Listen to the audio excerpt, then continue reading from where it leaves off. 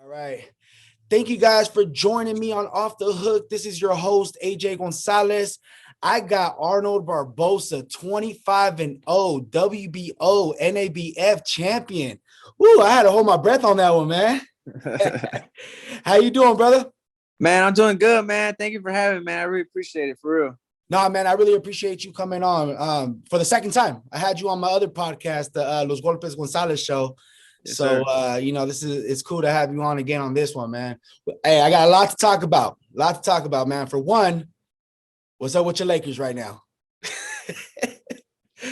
I don't know, man. The Suns are no joke, man. I'm They're telling you, the not. Suns are no joke, man. They're no They're joke, not. And I don't know, man. They just don't seem motivated. Like, they don't seem hungry this year like they were last year. You know what I mean? Like, I don't know. It's hard, man. It's Well, hard. the injuries, man. The injuries played a big Yeah, part yeah. too. You know, with Yeah, LeBron they out, were and out. then you had AD out for a minute. So those injuries, man, they catch up. And LeBron, what was it? A high ankle sprain that he had? Yeah, high ankle sprain. Yeah, those are tough to come back from, man. Yeah, man. Yeah. So he's getting up there in age too. So he's not really recovering as well as he used to. Yeah, well, you guys better hope Chris Paul doesn't play. For real, man. Man, my Sacramento Kings are out, man. So I'm not really watching the playoffs. Like, actually, you know what? I take that back. I am watching the playoffs more than I did last year. You know, because man, Memphis is looking good. There's a lot of good teams out there, man. Utah. Yeah, man. My prediction is going to be Utah and the Nets in the finals. Yeah, man. The Nets, man. It's not even fair the squad they have, man. That's. Remember when Chris Paul tried to come to the Lakers and they blocked it, and all of a sudden they got all these super teams. Exactly. Yeah, the Lakers were trying to do it before all the teams, and then David Stern was the one that blocked it. Yep. Kobe should have the ring with him. Kobe would have had a ring with him. True. I agree. So let's get into it, man. Let's do it. So, did you watch the Josh Taylor and JC Ramirez fight? What you think of that, man? Yeah, I was there actually. I see. Actually, you're right. You were there. Yeah, me and my pops, we attended. I was pulling for Ramirez, for a lot of reasons. And it wasn't. I knew it was gonna be a tough fight for him, man. I knew that Josh Taylor was a more well-rounded fighter. But I was pulling for Ramirez. I thought Ramirez was gonna win because of his will, and his will still almost got him the victory. If he wasn't for those knockdowns, I think he wins the fight. Yeah, because in the sixth round, when Taylor dropped him, he was winning that round.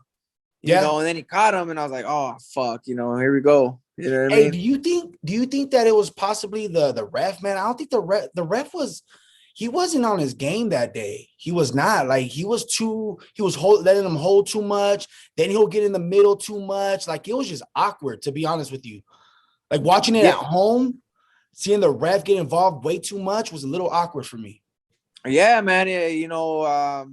At the end of the day, it's protect yourself at all times. You know what I mean? And I think since Ramirez has he's fought good guys, like Hooker and Posto, but he hasn't been with the type of opponent as Taylor, and Taylor, man, he was taking every little advantage that he could, in the clinches. He was fighting in the clinches. Ramirez wasn't. It was just little things that Taylor did that separated him in that fight, man. And hats off to Taylor, man. He had an amazing performance, and so did Ramirez, man. They both exactly. Congrats to both, honestly. Even though Ramirez lost, but to me, it's I don't take it as a loss. You know what I mean? It's probably a learning experience for him.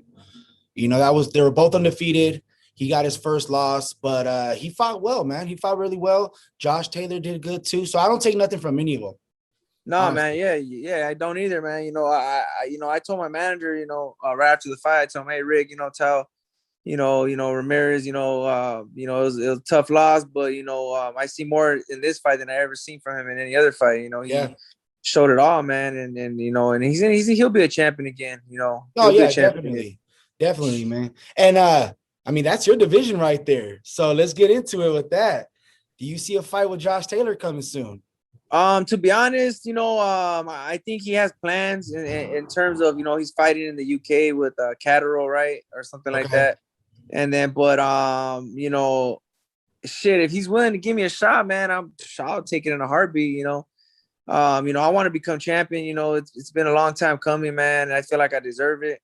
But if that fight was offered, man, no questions asked, no ifs, ands, I or think buts, you're the man. most Jump on it. underrated boxer in that division. You're 25-0. Honestly, I think you're really underrated in that division.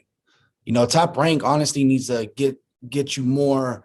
How can I say, like, rank you up there higher than what you already ranked right there with Top Rank, And honestly, I think you're underrated and you deserve a shot with Josh Taylor. Yeah, man. Anything with Ramirez possibly? Yeah, I mean, whoever has a belt, that's what I want. You know what I mean?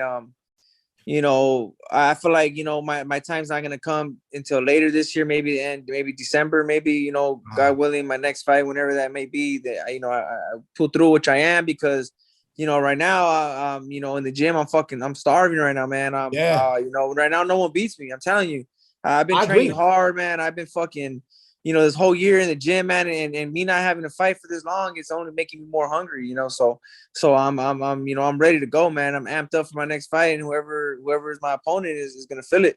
And you know what? Like with that, what you just said right there, that you haven't been in the ring for a while.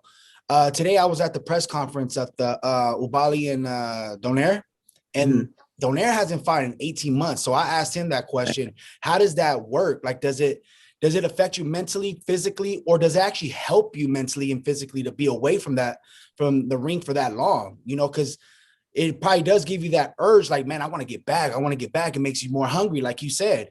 So is that what it is? It just gets you more, like hyped up, more like, man, I just want to get in there. Like you're just crawling, itching to get back in the ring.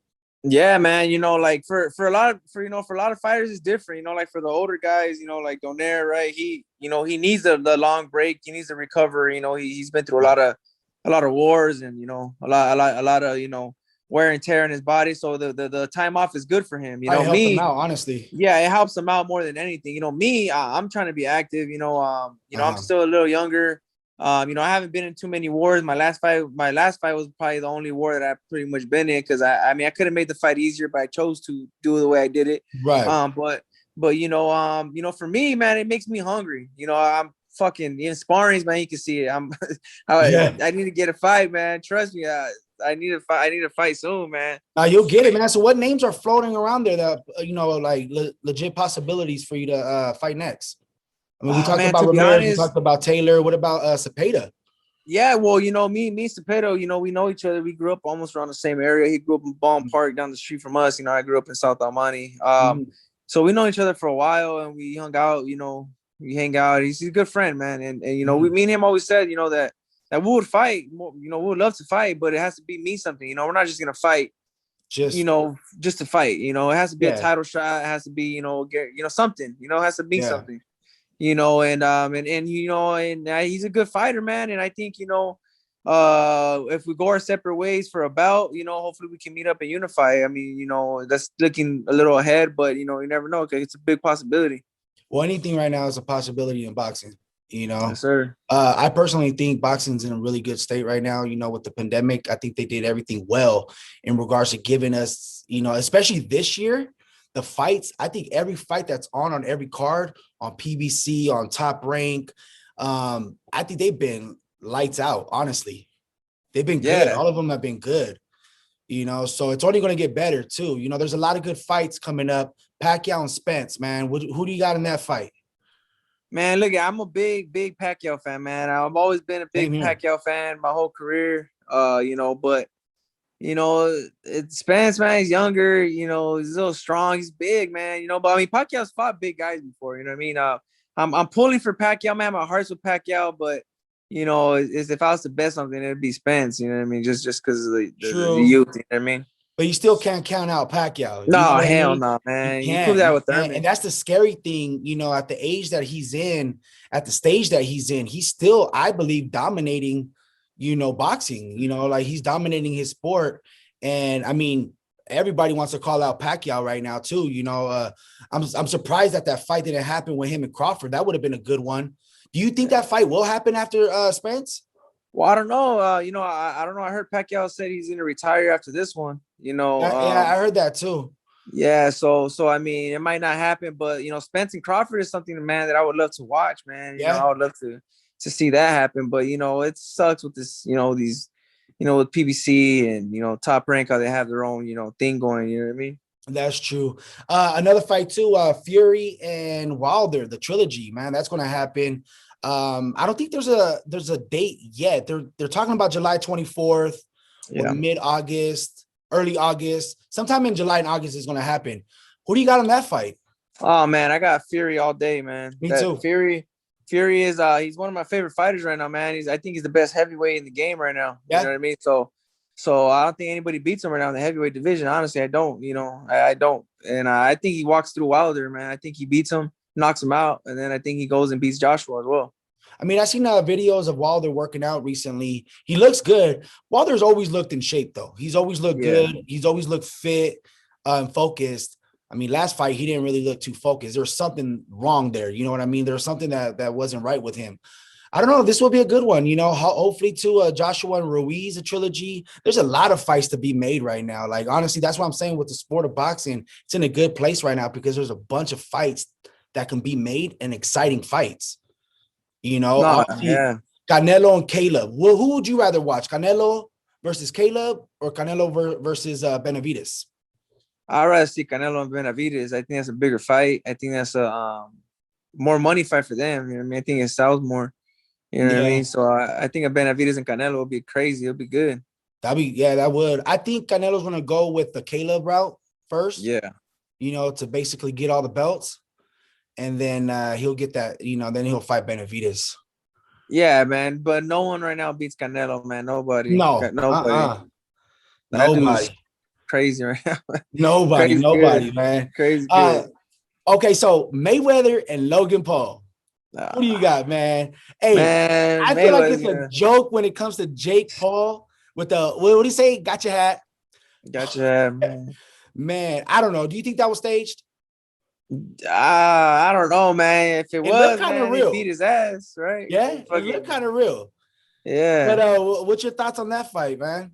Man, are you gonna watch it? Of course, you know, like it's like the McGregor fight, bro. Mayweather carried him until he wanted to carry him. You know, Mayweather could have finished him any round, but he just carried him the whole fight. You know what I mean? I think it's gonna be similar. You know what I mean? It's gonna be, you know, similar fight. I mean, and the fact that it's an exhibition fight, you know, it's not even a real fight. I don't think Mayweather's going to sell out like that and get an L on an exhibition fight still. You know what I mean? Hell nah, dude. So we'll see, man. We'll see what happens. Hey, well, I really do appreciate you joining the show, man. I wanted to make it a quick show so that way you could get back to watching Lakers, you know, man. And I'm going to be stopping by pretty soon, man, to your gym. So that way, get some footage of you working out, man, build it up. Can't wait to see you back in the ring, man. Man, appreciate it, man. Welcome to the gym anytime, man. Just let me know. You're always welcome, brother. I appreciate you. Where can they follow you? On my Instagram is Arnold_Barboza_ Junior, and on my Twitter is Junior Barboza Arnold. There you guys have it. I almost messed up right there. WBO NABF champion Arnold Barboza Jr. I really do appreciate you joining the show. Apologize to everyone out there. I almost stumbled real quick. But thank you again, man. I really appreciate you. And thank you, man. Be in touch, man. All right, man. Thank you. All right.